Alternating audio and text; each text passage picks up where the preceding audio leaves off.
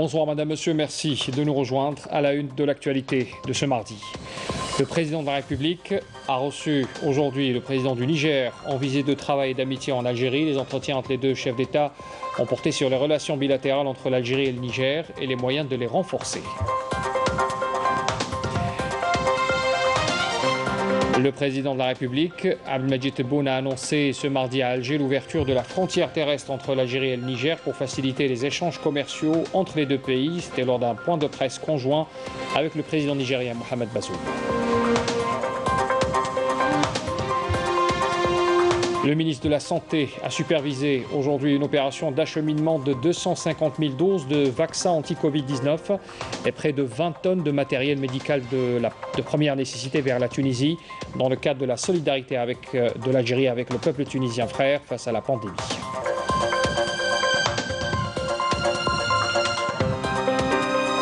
La consommation nationale en énergie électrique explose avec un nouveau record enregistré hier suite aux fortes chaleurs. Plus de 16 000 mégawatts comptabilisés. Et puis dans les zones sud du pays, comme à Béchar, un transformateur mobile d'énergie électrique d'une capacité de 20 mégas a été installé pour pallier le manque dans cette région du sud. Bienvenue à tous. Le président de la République, Abdelmadjid Tebboune, a réservé au président du Niger, Mohamed Bazoum, qui effectue une visite de travail et d'amitié en Algérie. Il lui a réservé un accueil officiel au niveau de la présidence de la République après avoir salué l'emblème national et passé en revue une unité de la garde républicaine qui lui a rendu les honneurs. Le président de la République a accueilli l'hôte de l'Algérie.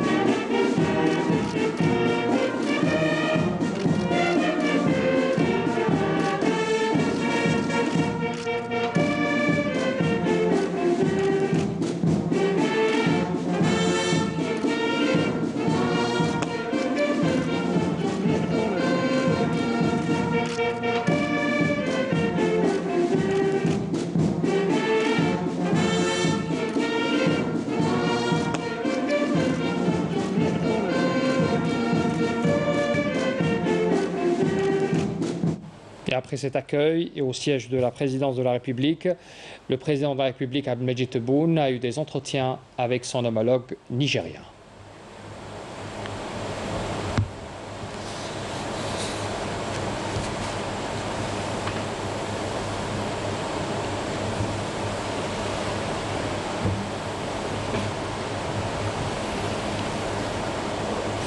Ces échanges bilatéraux ont été par la suite élargis aux délégations des deux pays.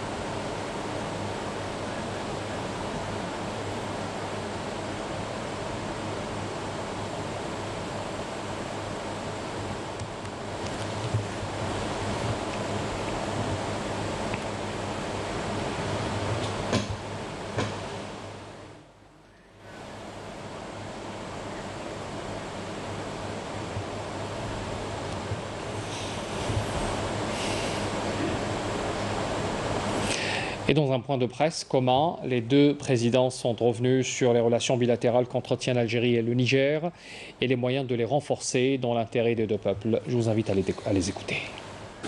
Bismillah ar-Rahman ar-Rahim. أولاً أنا شاكر كثير السيد الرئيس رئيس الجمهورية النيجيرية سي محمد بازوم على الزيارة الأخوية اللي يقوم بها حالياً في الجزائر مع وفد هام وهام جداً اللي فيه كل القطاعات. المفاوضات أو المحادثات الأولية جعلتنا الدولتين تقريبا متفقين على كل ما طرح من طرف الإخوان تاع النيجر. تعاون في كل الميادين، تعاون على مستوى الري، على مستوى النفط، على مستوى التبادل بين الحدود. اتفقنا كذلك على فتح الحدود بين الدولتين لتصدير المواد الجزائرية نحو النيجر والعكس، استيراد المواد النيجيرية نحو الجزائر. اتفقنا كذلك على أن تكون هناك سياسة واضحة بالنسبة للإخوان العمال تاع النيجر اللي يجوا يشتغلوا في الجزائر في مختلف القطاعات. بالنسبة للتعاون كذلك التعاون الأمني اتفقنا على تماما، يعني ما فيش. بصفة عامة ربما نخلي التفاصيل الأخي سي محمد بازوم لإدارة الجمهورية تاع النيجر، ولكن بصفة عامة كان اتفاق تام على كل المشاكل أو الأمنيات التي طرحت من طرف الإخوان تاع النيجر في التكوين في وغيره. شكرا. Merci, Monsieur le Président.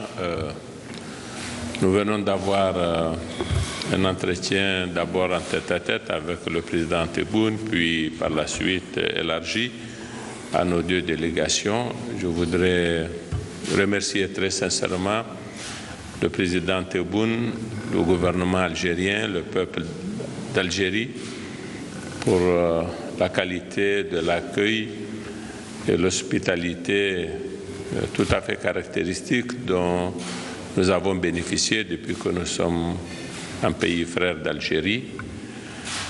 Ce sont des traitements auxquels nous avons toujours été habitués et je remercie les uns et les autres à cet effet. Nous avons fait un point de notre coopération et nous avons, ainsi que vient de le dire le président Tebboune, dégagé les points d'intérêt sur lesquels nous avons eu un échange très fructueux, que ce soit dans le domaine, malheureusement, ces derniers temps récurrent, de la sécurité, que dans le domaine des questions à caractère économique et social. Je fais part au président Tebboune le grand programme que nous avons engagé dans la région de Difa, qui consiste à ramener toutes les populations déplacées depuis l'année 2015 du fait de l'insécurité dans leurs villages respectifs. C'est une opération qui va concerner plus de 100 000 personnes, pour laquelle nous avons besoin de deux types d'assistance, une assistance d'urgence humanitaire, mais aussi une assistance en vue du relèvement de l'économie, profit de ces populations dans cette zone. C'est une zone à l'extrême est du Niger. Je lui ai fait part évidemment de notre vœu de voir la mesure de fermeture de la frontière partielle de l'Algérie levée de façon définitive. La frontière pour les produits commerciaux s'ouvre toutes les 2 semaines. J'ai dit au Monsieur le Président Tebboune que nous souhaitons que cette frontière soit ouverte au quotidien pour que le flux des échanges tout à fait naturel entre nos deux pays se développe. Nous avons également soumis le problème des Nigériens qui viennent travailler en Algérie, qui sont de plus en plus nombreux, et c'est normal, parce qu'ils y reçoivent un accueil de qualité, ils ont beaucoup d'opportunités de travail, mais malheureusement, ils sont souvent, sinon très souvent, retournés, alors que nous avons, nous, besoin de cette fenêtre-là pour les travailleurs nigériens. Le président Tebboune a été particulièrement sensible et bienveillant sur cette question.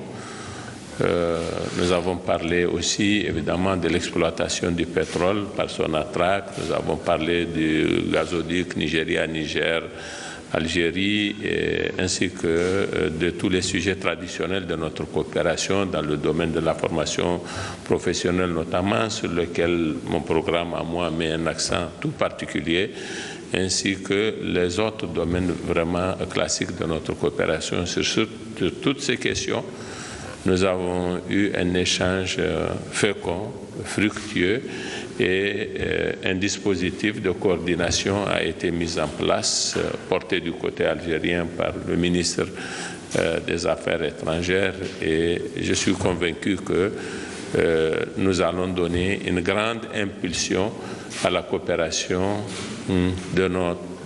entre nos deux pays. C'est pourquoi je remercie très vivement le président Tebboune ainsi que le gouvernement algérien. Merci. Merci, mon frère. Merci. On parle également des échanges. De son côté, le général de corps d'armée, Saïd Changriha, chef d'état-major de l'armée nationale populaire, a reçu également ce mardi le ministre de la Défense du Niger, Al-Kassom Indatou.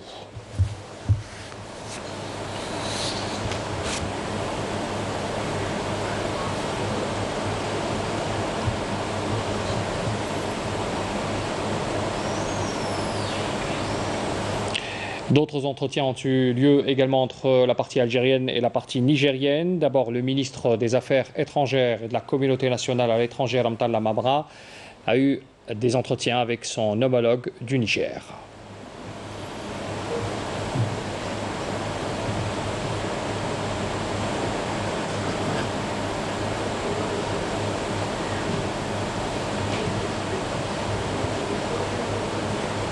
De son côté également, le ministre de l'Énergie et des Mines, Mohamed Arkab, a eu également des échanges avec son homologue nigérien.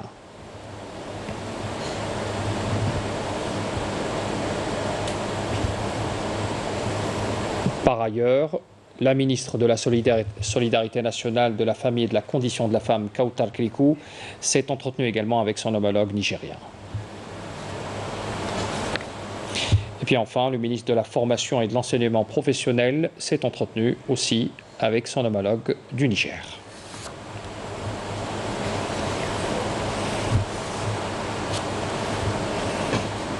Un peu plus tôt dans la matinée, le président du Niger, Mohamed Bazoum, s'est recueilli au sanctuaire des martyrs à Alger à la mémoire des martyrs de la guerre de libération nationale.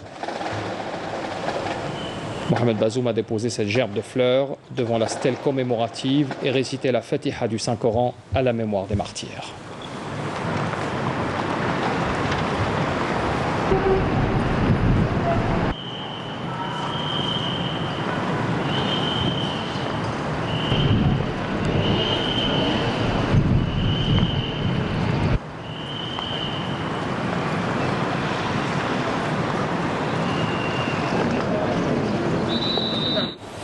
Le président nigérien Mohamed Bazoum, accompagné du ministre de l'Intérieur, des collectivités locales et de l'aménagement du territoire Kamal Beljoud, a visité le musée central d'El Jeish, feu président Chadli Benjdid.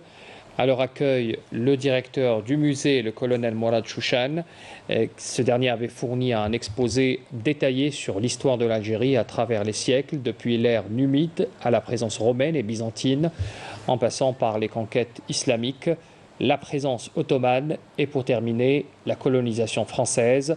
Des explications ont été fournies concernant la guerre de libération nationale depuis son déclenchement jusqu'à l'indépendance. Voilà donc pour cette visite au niveau du musée d'El Jeish. Et à la fin de sa visite, le président Mohamed Bazoum a signé le registre d'or du musée et des présents symboliques lui ont été remis. sur place.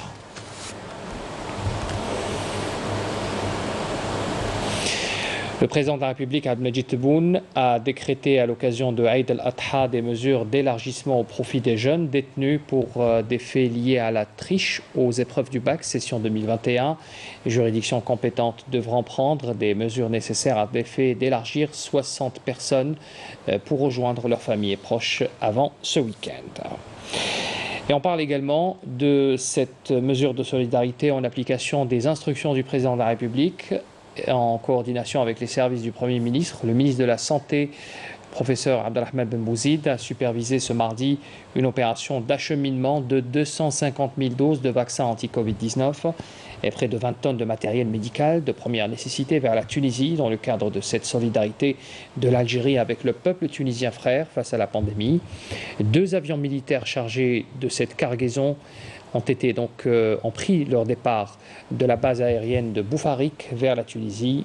Le ministre de la Santé fera le déplacement également pour remettre ces aides à son homologue tunisien.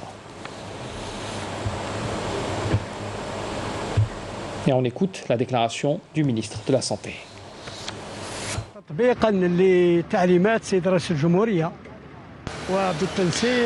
En application des instructions du président de la République et en coordination avec le Premier ministre, 2 gros porteurs décolleront aujourd'hui de l'aéroport militaire de Boufarik. Ces avions transportent près de 20 tonnes de matériel et d'équipements médicaux qui seront acheminés vers la Tunisie. Par ailleurs, 250 000 doses de vaccins ont été également envoyées en Tunisie en solidarité avec le peuple tunisien. Le Conseil de la Nation a adopté ce mardi à l'unanimité la liste nominative du bureau du Conseil, les vice-présidents du Conseil donc, au titre de l'année 2021. C'était au cours d'une séance plénière consacrée à l'installation de ces instances et de ces structures internes, à savoir les vice-présidents des bureaux et de ces 9 commissions permanentes. Au cours de cette plénière, présidée par Salah Koudjil, président du Conseil, les sénateurs ont adopté à main levée la liste nominative des vice-présidents de la Chambre haute du Parlement qui a été proposée à l'unanimité par les groupes parlementaires. Après la levée de la séance, le bureau du Conseil de la Nation s'est réuni, toujours sous la présidence de Salah Koudjil. À l'issue de cette réunion, les vice-présidents ont été chargés de procéder à l'installation des bureaux de 9 commissions permanentes du Conseil de la Nation, au même titre de cette année 2021. Un mot sur le bilan du Covid en Algérie pour cette journée. 923 personnes ont été confirmées positives au coronavirus, 584 guérisons et 16 décès ont été également enregistrés lors de ces dernières 24 heures selon un communiqué qui nous est parvenu de la part du ministère de la Santé. La campagne de vaccination grand public se poursuit dans les 4 coins du pays. Objectif bien sûr atteindre cette immunité collective tant recherchée. Exemple ce soir la wilaya de Mostaganem et de Ouergla avec Yamina Saïdji. Au total, 35 000 doses de vaccins anti-Covid-19 ont été réceptionnées au niveau de la wilaya de Mostaganem au profit des employés des collectivités locales. Aujourd'hui, nous avons reçu la première dose de vaccin anti-Covid-19. Grâce à l'installation de ce centre, le personnel n'aura pas à se déplacer pour recevoir le vaccin anti-Covid. Il faut que tout le monde se fasse vacciner pour limiter le nombre de contaminations et préserver notre santé et celle de notre entourage. La wilaya de Mostaganem a enregistré une augmentation des cas Covid, d'où l'afflux important des citoyens vers les points de vaccination ces derniers jours. Nous avons enregistré une augmentation inquiétante de cas Covid. La première semaine du mois de juillet, le nombre d'hospitalisations a atteint les 60 cas. Pour l'heure, 20 000 doses ont été administrées et nous espérons recevoir un autre lot de vaccins. Les hôpitaux enregistrent ces derniers jours une augmentation des cas positifs à la Covid-19, notamment dans la wilaya de Ouergla. Face à cette recrudescence, les points de vaccination sont de plus en plus nombreux dans la wilaya. Nous avons pris les mesures nécessaires pour faciliter l'accès au vaccin. La vaccination vise à freiner la contamination, mais aussi à éviter les complications qui peuvent entraîner la mort. Nous avons relevé un grand intérêt pour la vaccination, considérée comme le moyen le plus efficace pour lutter contre la Covid. Nous sommes venus nous faire vacciner afin de rompre la chaîne de transmission du virus. J'invite l'ensemble des citoyens à faire de même. La campagne de vaccination grand public se poursuit. Objectif, atteindre une immunité collective, seul moyen de venir à bout de cette pandémie. Les éléments de la protection civile de la wilaya de Mascara sont intervenus ce mardi pour éteindre les flammes causées par l'explosion d'un gazoduc à proximité du village de Ben Awali, dans la commune de Zahana. Alors c'est un gazoduc qui transporte le gaz de la wilaya de Relizan vers la wilaya de Tlemcen, qui avait pris feu aux environs de 8h45 ce matin, après avoir explosé pour des raisons qui n'ont pas encore été déterminées. Et puis à Ain Defla, l'incendie ayant affecté le poste électrique source de Khmis Meliana a été totalement maîtrisé dans la soirée d'hier. L'alimentation en énergie électrique a été rétablie au niveau de plusieurs communes et qui ont subi l'interruption d'alimentation en énergie électrique au niveau de 14 daïras. Nesseline Ben Saïdi.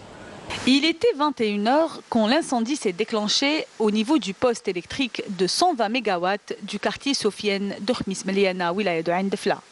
Vers 23h, le feu a été totalement maîtrisé, causant cependant l'interruption soudaine de l'alimentation en énergie électrique au niveau de 14 daïras. L'incendie s'est déclaré au niveau de cette station de transformation électrique 220 60 30 dans la commune de Khmis Meliana, ce qui a causé une coupure de l'électricité au niveau de 14 daïras. L'incendie a été totalement maîtrisé par la protection civile. Jusque-là, aucune perte humaine n'a été enregistrée. Les fortes températures sévissant depuis quelques jours et l'usage prolongé de l'énergie électrique ont été à l'origine de l'accident. Cet accident est dû à un problème technique au niveau du transformateur 220 60 kV d'une capacité de transformation de 120 MW. Nous avons coupé l'électricité par mesure de sécurité. À l'heure actuelle, l'alimentation en énergie électrique a été rétablie au niveau des communes de Meliana, Khmis Meliana et une partie de Sidi El Khder en attendant les autres communes. Ce qui nous amène à parler de la consommation nationale en énergie électrique. Cette dernière a enregistré hier dans l'après-midi un nouveau record suite aux fortes chaleurs. C'est ce qu'indique ce mardi le groupe Sonelgaz dans un communiqué. Alors la puissance maximale appelée a atteint un record de 16 065 MW, soit une hausse de 9,2% par rapport à la journée la plus chargée de la même période en 2020. Alors cette forte demande d'électricité est due, on l'imagine bien, à la vague de chaleur exceptionnelle qui touche l'ensemble du pays depuis quelques jours déjà, explique la même source. Selon Sonelgaz, les températures enregistrées sont en effet supérieures de 9 degrés Celsius par rapport aux normes saisonnières. Et à Béchar, dans le sud, les populations se plaignent des coupures récurrentes d'électricité. Pour parer à ce problème, notamment en période de grande chaleur, un transformateur mobile d'énergie électrique a été installé pour alimenter plusieurs quartiers. Bouchalabouani.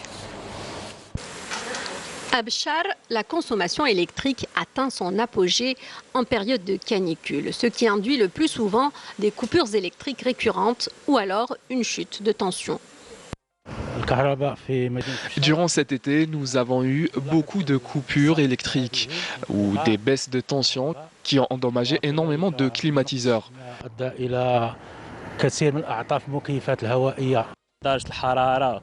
Non seulement les températures sont très élevées, mais en plus, nous avons des coupures de courant. Les enfants et les personnes âgées ont de plus en plus de mal à supporter la chaleur. Les températures atteignent parfois 50 degrés. Et comme tout fonctionne à l'électricité, nous sommes vraiment lésés. Nous espérons qu'ils régleront notre problème. Pour parer à ce problème et pallier les coupures électriques récurrentes, un transformateur mobile d'énergie électrique d'une capacité de 20 MVA vient alléger la pression sur les centres transformateurs principaux. Ce centre haute tension 70 kV d'une capacité de 20 MVA alimentera de nombreux quartiers. Le nouveau Béchar, Gharassa, quartier El Qattara et l'abattoir. Il s'agit là d'une solution d'urgence dont l'objectif est de répondre à la forte demande qui caractérise la période des grandes chaleurs. D'autres projets sont prévus sur le long terme pour régler définitivement le sempiternel problème de délestage durant l'été. L'été est synonyme de plage également, mais faites attention, il y a certains dangers qu'il faudra éviter, comme la fausse méduse appelée la galère portugaise, qui a fait sa première apparition au mois de mars dernier. Plus de 25 spécimens ont été signalés sur le littoral algérien. Les experts du Centre national de recherche en pêche et en aquaculture ont examiné cet animal marin et nous en disent plus dans ce reportage signé Mariam Damis. De son nom scientifique Physalia physalis, cette fausse méduse fait partie des siphonophores marins, une créature maritime venimeuse, plus habituée aux eaux tropicales de Cuba ou du Brésil. Depuis quelque temps déjà, cet animal marin a fait son apparition dans le bassin méditerranéen. En Algérie, plus de 25 spécimens ont été signalés à travers plusieurs plages de l'est et de l'ouest du pays. Une espèce qui est d'origine normalement au niveau du tropical, subtropical. Il a une distribution au niveau de ces zones-là. Il peut y avoir aussi donc de nouvelles installations au niveau de la Méditerranée par le fait que ces espèces sont arrivées par l'hydrodynamisme, donc à la fois les courants mais aussi les vents qui les ont poussés parce que la galère portugaise, donc la Physalia physalis, dans sa structure justement, il est composé de plusieurs compartiments. Appelé aussi communément galère portugaise, cet animal qui flotte à la surface de l'eau mesure environ 15 cm et ses tentacules peuvent atteindre 50 mètres de long. Le simple fait de la toucher peut provoquer de graves brûlures et parfois même des arrêts cardiaques, et ce, même après la mort. Ça peut causer pas mal de problèmes d'érection cutanée, et ça peut causer aussi des problèmes de brûlures, etc. au niveau de la main ou une partie du corps qui a touché justement ces cellules-là. Non seulement on devra alerter, mais de dire aussi que cette espèce même, il est échoué au niveau de la plage. Cette espèce peut justement engendrer, même après sa mort, un peu plus de 2 mois, ça peut toujours causer des problèmes à celui qui le touche. Ça veut dire qu'il faut faire toujours attention, ça peut causer des problèmes, notamment pour des personnes vulnérables, comme des personnes qui ont déjà des maladies ou des antécédents cardiovasculaires ou des maladies un petit peu chroniques. La galère portugaise constitue un danger pour la santé de l'homme, notamment les estivants. Les responsables rappellent l'intérêt de communiquer sur sa présence et mettent en garde les pêcheurs et les citoyens qui commencent à se rendre à la plage. Les détachements et les unités de l'armée nationale populaire ont mené durant le premier semestre de cette année plusieurs opérations inscrites dans le cadre de leur noble mission de défense et de sécurisation du territoire national. Yannis Saïd Belkacama. Dans le cadre de la lutte antiterroriste, les détachements de l'armée nationale populaire et les services de la gendarmerie nationale sur tout le territoire national ont neutralisé 19 terroristes et appréhendé 72 éléments de soutien aux groupes terroristes, arrêtés et détruit 41 casemates pour terroristes et 84 bombes artisanales et un mortier. Les détachements de l'armée nationale populaire ont récupéré par ailleurs 302 armes de différents types ainsi que 27 roquettes et 290 909 balles de différents calibres ainsi que 35 chaînes de munitions et 2,8 quintals de poudre noire.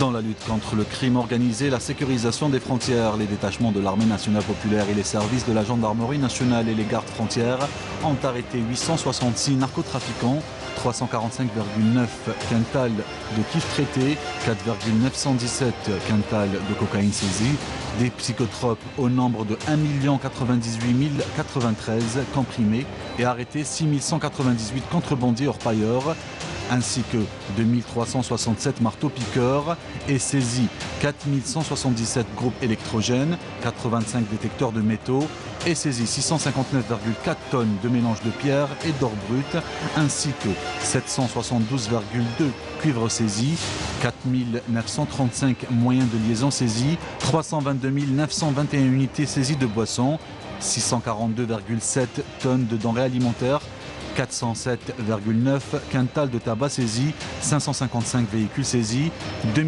384 079 d'articles pyrotechniques, 587 560 litres de carburant saisis et 48 000 produits pharmaceutiques saisis. Les détachements de l'armée nationale populaire ont démantelé un réseau criminel composé de 6 individus en leur possession 4 milliards et 108,5 millions de centimes, dont 3 milliards et 93 millions en faux billets qu'ils ont tenté d'introduire avec la complicité des réseaux criminels marocains. Aussi le démantèlement d'une cellule criminelle composée de partisans du mouvement terroriste MAC impliqués dans la planification d'attentats et d'actes criminels lors des marches et rassemblements populaires dans plusieurs régions du pays. Par ailleurs, les gardes-côtes ont mis en échec des tentatives d'émigration à bord d'embarcations de construction artisanale de 1712 individus et l'arrestation de 2665 immigrants clandestins de différentes nationalités. On parle également ce soir des violations des droits de l'homme au Maroc qui continuent de susciter les inquiétudes des organisations à travers le monde et plus récemment du département d'État des États-Unis qui accable le Royaume, qui persiste dans ses pratiques répressives dans le but de faire taire les voix critiques envers le régime en place. Le département d'État américain s'est dit déçu par le verdict de 5 ans de prison prononcé vendredi dernier à l'encontre de Souleymane Raissouni, rédacteur en chef du quotidien Akhbar al-Yom, qui a cessé de paraître en mai dernier après 14 ans d'existence. Nous pensons que le processus judiciaire qui conduit à ce verdict contredit la promesse fondamentale du système marocain de procès équitable pour les personnes accusées de crimes et il est incompatible avec la promesse de la Constitution de 2011 et le programme de réforme engagé dans le pays. C'est ce qu'a déclaré encore une fois le porte-parole de la diplomatie américaine Ned Price, exprimant les préoccupations de son département par l'impact négatif de l'affaire sur la liberté d'expression et la liberté d'association au Maroc. C'était la dernière information de ce journal. Merci de l'avoir suivi. Très bonne soirée à tous.